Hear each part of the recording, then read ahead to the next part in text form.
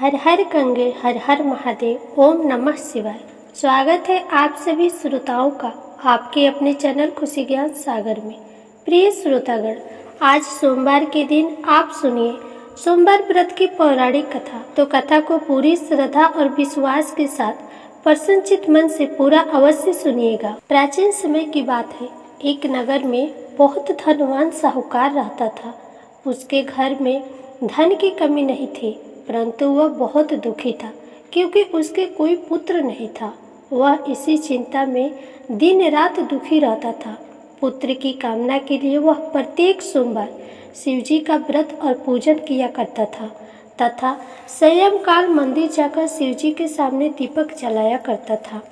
उसके इस भक्ति भाव को देखकर एक समय माता पार्वती ने शिवजी महाराज से कहा, महाराज, यह साहूकार आपका अनन्य भक्त है, सदैव आपका व्रत और पूजन बड़ी श्रद्धा से करता है, आपको इसकी मनोकामना पूर्ण करनी चाहिए। शिवजी ने कहा, हे पार्वती, यह संसार कर्म क्षेत्र है। किसान खेत में जैसा बीज बोता है वैसे ही फसल काटता है, उसी तरह मनुष्य इस संसार में जैसा कर्म करते हैं वैसा ही फल भोगते हैं। माता पार्वती ने अत्यंत आग्रह से कहा, महाराज, अब यह आपका अनन्य भक्त है और अगर इसको किसी प्रकार का दुख है तो उसे आपको अवश्य दूर करनी चाहिए। आप तो सदैव अपने भक्तों पर दयालु होते हैं और उनके दुखों को दूर करते हैं। यदि आप ऐसा नहीं करेंगे तो मनुष्य आपका पूजन तथा व्रत क्यों करेंगे। माता पार्वती का ऐसा आग्रह देख शिवजी कहने लगे, हे पार्वती, इसके कोई पुत्र नहीं है, इसी चिंता में यह अति दुखी रहता है। इसके भाग्य में पुत्र न होने पर भी मैं इसको पुत्र की प्राप्ति का वर देता हूँ, परंतु वह पुत्र केवल 12 वर्ष तक जीवित रहेगा। इसके पश्चात वह मृत्यु को प्राप्त हो जाएगा। इससे अधिक मैं इसके लिए नहीं कर सकता।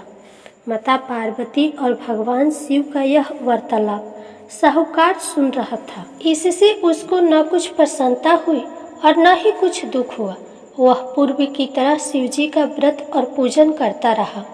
कुछ समय बाद साहूकार की स्त्री गर्भवती हुई और 10वें महीने उसके गर्भ से अति सुंदर पुत्र उत्पन्न हुआ। साहूकार के घर में बहुत खुशी मनाई गई, परंतु साहूकार तो यह जानता था कि उसकी केवल 12 वर्ष की आयु है, इसलिए उसने अधिक प्रसन्नता प्रकट नहीं की और न ही किसी को यह भेद बताया। जब वह बालक 11 वर्ष का हो गया तो बालक की माता ने उसके पिता से उसका विवाह करने के लिए कहा। साहूकार ने कहा, अभी मैं इसका विवाह नहीं करूँगा, मैं अपने पुत्र को काशी पढ़ने के लिए भेजूँगा। साहूकार ने बालक के मामा को बुलाकर उसको बहुत सा धन देकर कहा, तुम इस बालक को काशी पढ़ने के लिए ले जाओ और रास्ते में जिस स्थान पर भी जाओ यज्ञ तथा ब्राह्मणों को भोजन कराते और दक्षिणा देते हुए जाना। दोनों मामा भांजे यज्ञ करते और ब्राह्मणों को भोजन कराते तथा दक्षिणा देते काशी की ओर चल पड़े। रास्ते में उनको एक शहर पड़ा।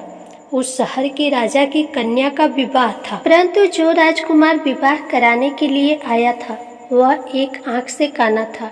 उसके पिता राजा को इस बात की बड़ी चिंता थी कि कहीं राजकुमार को देख राजकुमारी तथा उसके माता पिता विवाह में किसी प्रकार की अड़चन पैदा न कर दे। जब उसने अति सुंदर सेठ के लड़के को देखा तो मन में विचार किया कि क्यों न द्वाराचार्य के समय इस लड़के से वर का काम चलाया जाए। ऐसा मन में विचार कर राजकुमार के पिता ने उस लड़के और उसके मामा से बात की। वे राजी हो गए। फिर उस साहूकार के लड़के को वर के कपड़े पहनाकर तथा घोड़ी पर बैठाकर कन्या के द्वार पर ले गए। सभी कार्य प्रसन्नता से पूर्ण हो गया। राजकुमार के पिता ने सोचा कि यदि विवाह कार्य भी इसी लड़के से करा लिया जाए तो क्या बुराई है। ऐसा विचार कर लड़के और उसके मामा से कहा, यदि आप फेरों और कन्यादान के काम को भी करा दे तो आपकी बड़ी कृपा होगी। मैं इसके बदले आपको बहुत सारा धन दूंगा। दोनों ने इसे सहर्ष स्वीकार कर लिया और विवाह कार्य भी बहुत अच्छी तरह से संपन्न हो गया। सेठ का पुत्र जिस समय जाने लगा तो उसने राजकुमारी के चुनरी के पल्ले पर लिख दिया, तेरा विवाह मेरे साथ हुआ, परंतु जिस राजकुमार के साथ तुमको भेजेंगे वह एक आंख से काना है। मैं काशी जी पढ़ने जा रहा हूँ। सेठ के लड़के के जाने के पश्चात राजकुमारी ने जब अपनी चुनरी पर ऐसा लिखा हुआ पाया तो उसने काने राजकुमार के साथ जाने से मना कर दिया। उसने अपने माता पिता को सारी बात बता दी और कहा कि यह मेरा पति नहीं है, मेरा विवाह इसके साथ नहीं हुआ है। जिसके साथ मेरा विवाह हुआ है वह तो काशी जी पढ़ने गया है। राजकुमारी के माता पिता ने अपनी कन्या को विदा नहीं किया और बारात वापस चली गई। उधर सेठ का लड़का और उसका मामा काशी जी पहुंच गए। वहां जाकर उन्होंने यज्ञ करना और लड़के ने पढ़ना शुरू कर दिया। जिस दिन लड़के की आयु 12 साल की हुई उस दिन उन्होंने यज्ञ रचा रखा था। लड़के ने अपने मामा से कहा, मामा जी आज मेरी तबीयत कुछ ठीक नहीं है। मामा ने कहा, अंदर जाकर सो जाओ। लड़का अंदर जाकर सो गया और थोड़ी देर में उसके प्राण निकल गए। जब उसके मामा ने आकर देखा कि उसका भांजा मृत पड़ा है तो उसको बड़ा दुख हुआ। उसने सोचा कि अगर मैं अभी रोना पीटना मचा दूंगा तो यज्ञ का कार्य अधूरा रह जाएगा। अतः उसने जल्दी से यज्ञ का कार्य समाप्त कर ब्राह्मणों के जाने के बाद रोना पीटना शुरू कर दिया। संजोगवश उसी समय शिव पार्वती उधर से जा रहे थे।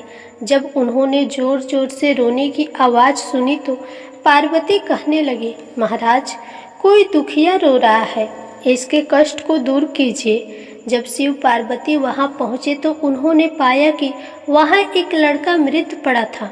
माता पार्वती कहने लगी, महाराज यह तो उसी सेठ का लड़का है जो आपके वरदान से उत्पन्न हुआ था।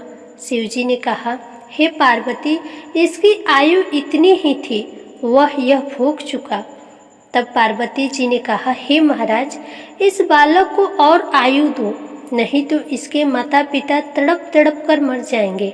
माता पार्वती के बार बार आग्रह करने पर शिवजी ने उसको जीवन का वरदान दिया। शिवजी की कृपा से वह लड़का जीवित हो गया। शिवजी और पार्वती कैलाश पर्वत पर चले गए। शिक्षा पूर्ण होने पर वह लड़का और उसका मामा उसी प्रकार यज्ञ करते, ब्राह्मणों को भोजन कराते और दक्षिणा देते अपने घर की ओर चल पड़े। रास्ते में उसी शहर में आए जहां उस लड़के का वहां की राजकुमारी से विवाह हुआ था। वहां आकर उन्होंने यज्ञ आरंभ कर दिया। उस लड़के के ससुर वहां के राजा ने उसको पहचान लिया और महल में ले जाकर उसकी बहुत आवभगत की। बहुत से दास दासियों सहित आदर पूर्वक अपनी राजकुमारी और जमाई को विदा किया। जब वे अपने शहर के निकट आए तो मामा ने कहा कि मैं पहले तुम्हारे घर जाकर तुम्हारे माता पिता को खबर कर आता हूँ।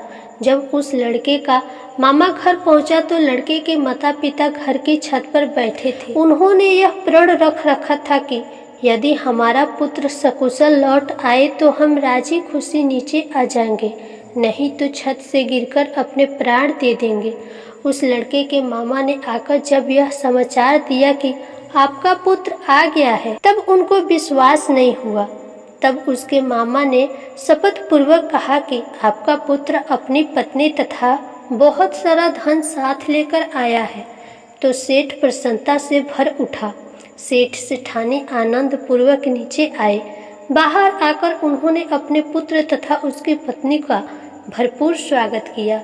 सभी बड़ी प्रसन्नता के साथ रहने लगे। जो कोई सोमवार के व्रत को धारण करता है अथवा इस कथा को पढ़ता या सुनता है उसके सब दुख दूर होकर उसकी समस्त मनोकामनाएं पूर्ण होती है तथा इस लोक में नाना प्रकार के सुख भोग कर अंत में सदाशिव के लोक को प्राप्त करते हैं। प्रिय श्रोताओं, आशा करती हूँ आपको यह कथा अच्छी लगी होगी।